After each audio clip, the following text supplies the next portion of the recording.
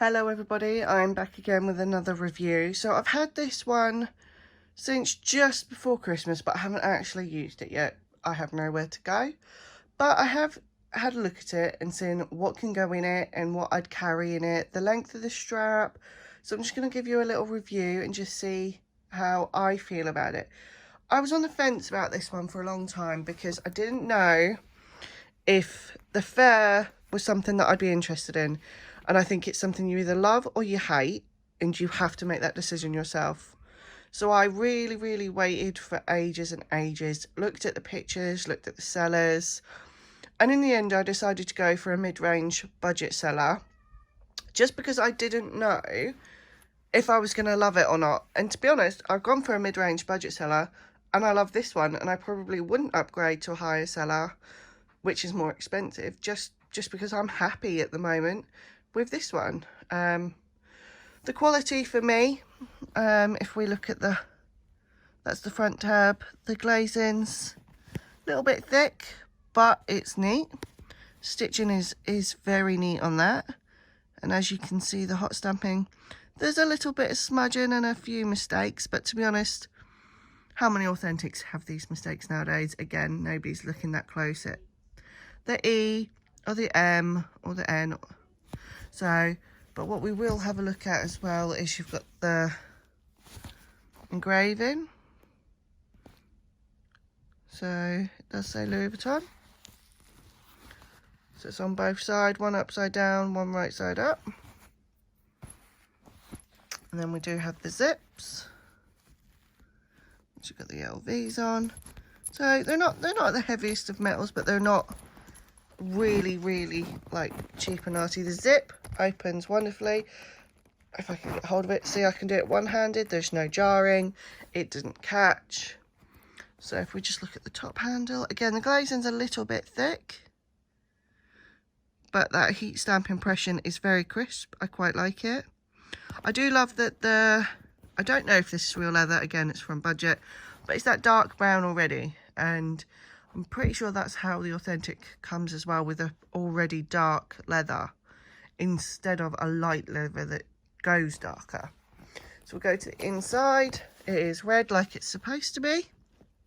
You do have the leather inset tab with the fairly neat stitching, I have to say. Again, the only criticism I've got, the glazing's a little thick, but that heat stamping again is mostly quite neat. A few errors in the E and the M on Made in France. L's a little bit crooked, but who's going to be looking inside your bag?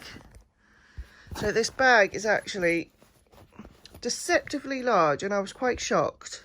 Like, I'm going to show you at the end of the video exactly what I can fit in here, and it will surprise you, because it's the size, I would say, of I can fit this amount that I do in my Neo No and my Speedy Bandolier 25. So it tells you just how roomy it is. It does make it a little bit heavy, but I think we can say that with all bags. So we turn it round, you can see the back, and then you've got the adjustable strap.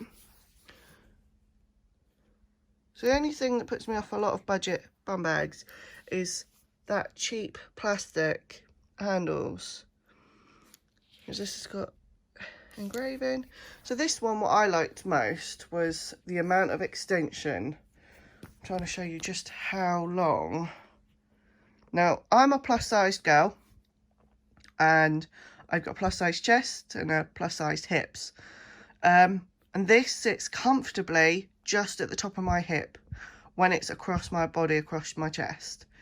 That's what I wanted. I didn't want it to sit directly on top of my chest. I wanted it below my chest so that I could wear it when I go out, and it can be underneath a coat.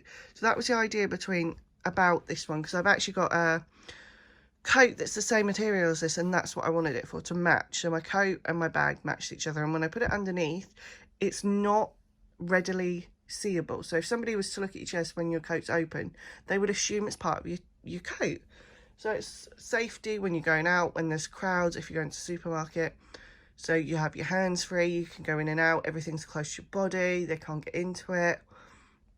Another thing I want to talk about is the material. So a lot of people have said to me, like, is it that fur that comes off. Are you going to wear it and be covered in fluff? This material feels like high quality Sherpa, is all the way I can describe it. So if you've got a bomber jacket made of Sherpa or a jumper made from Sherpas from higher class retailers, this is exactly what it feels like. And I haven't had any of it come off, not on my clothes, not bits of fluff on the floor. So it's literally, I don't know if I'm portraying that very well, but for me, I have to say this was one of the most astounding budget buys, apart from, okay, so sorry about that, my battery went dead. So after the initial review, I filled it up and I'm just going to show you what I can fit inside it. So here is what I can fit inside this TARDIS of a handbag. So open it up, you see it's not even fully stuffed. I could still fit more in this easily. So it's not massively heavy, but this is probably what I would take out on a fairly full day out. So it's not a quick errand out. So if we just dive in, tissues, as you would. So this is the multi-cart, which is basically just a card holder. So what I tend to do in smaller bags is you take this with all cards in it, and it frees up space. So instead of taking a really big wallet, I'll have that one, and then I would have a smaller one. Should have these two together instead of, say, the Sarah wallet, which I do love. So this is the pink rose, is it rose on prompt leather Victorine wallet.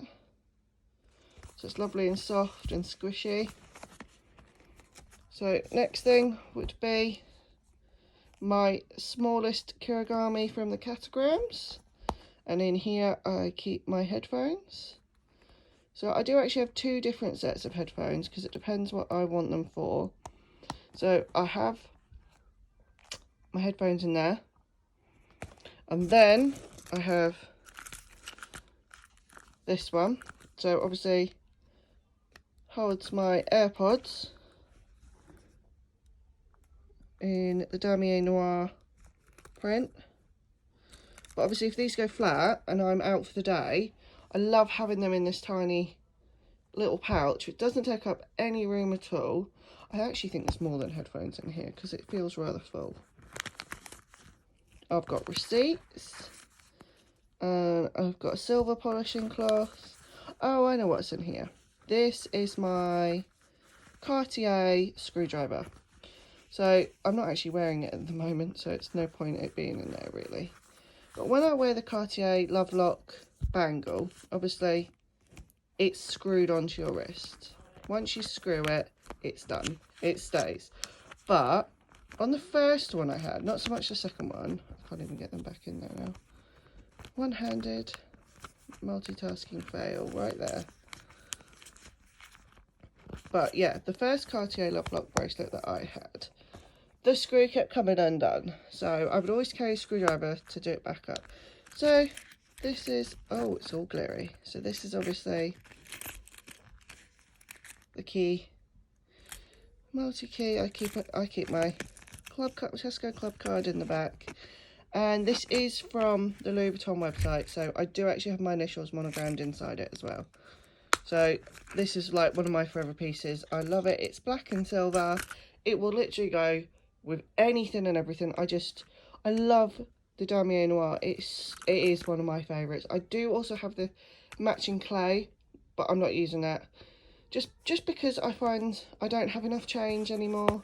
So the Victorine little pocket in there is more than enough for the change that I carry. With the multi-cart, I don't need the clay, although I do have the matching one. So next thing we pull out of here would be sunglasses. I know we're in winter. So these are just my basic sunnies. They are prescription from Specsavers. I do need glasses. And then we have the multi-pochette, mini pochette, not multi-pochette. And in here, basically, I've got female products, paracetamol. There's my Love Lock bracelet, and a lip gloss. So usually I also have my hand sanitizer wipes.